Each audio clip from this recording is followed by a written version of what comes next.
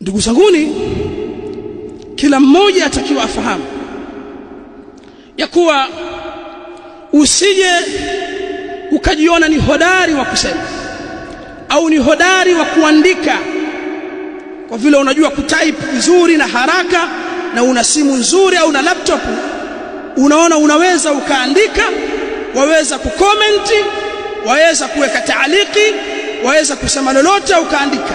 Ni lazima ufahamu wewe una ikhtisasi ya hilo jambo lolote, achilia mbali jambo la dini, una ikhtisasi nalo.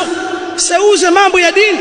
Allah subhanahu wa ta'ala anasema wala taqfu ma laysa laka bihi ilm inna as-sam'a wal basara wal fuada kullu ulaika kana anhu mas'ula.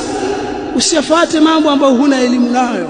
Sikio, macho yako, moyo, kila kimoja katika hivyo vitaulizwa يوم القيامة.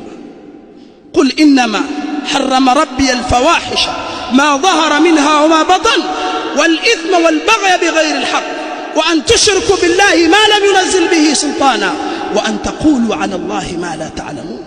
الله ameharamisha machafu mbalimbali, lakini mwishowe Allah amekataza kuzungumza mambo yanayohusiana na Allah, mambo yanayohusiana na dini basi na elimu.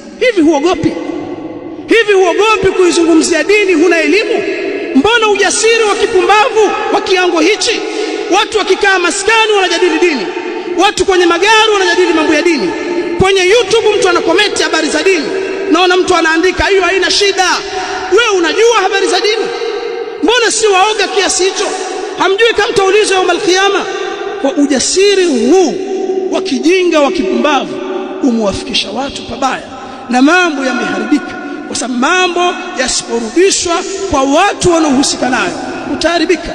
Tazama Allah subhanahu wa ta'ala alipokuwa akiwaadabisha masahaba wa bwana Mtume sallam, akiwafundisha adabu za mambo mbalimbali, akasema wa idha jaahum amrun min al-amn aw al-khawf adha'u bih ولو ردوه إلى الرسول وإلى أولي الأمر منهم لعلمه الذين يستنبطونه منهم ولولا فضل الله عليكم ورحمته لاتبعتم الشيطان إلا قليلا.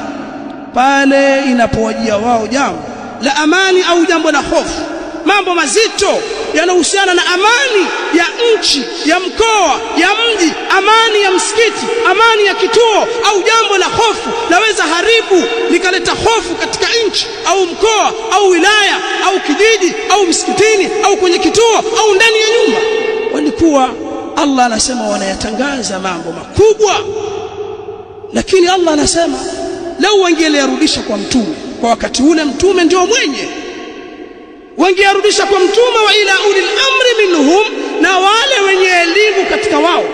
Mtume ni waliul amr, ulil amri waliobakia katika wao ni nani? Ni ulama katika masahaba wenye elimu. Wakiarudisha mambo kwa wasomi, la alimahu alladhina yastanbitunahu minhum.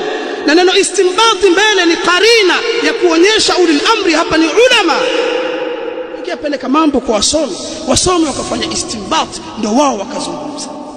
Kalia Allah subhanahu wa ta'ala alivyotupa maangalizo na mafunzo mbalimbali mazuri ili mambo yetu yaende sawia. Aqulu ma tasma.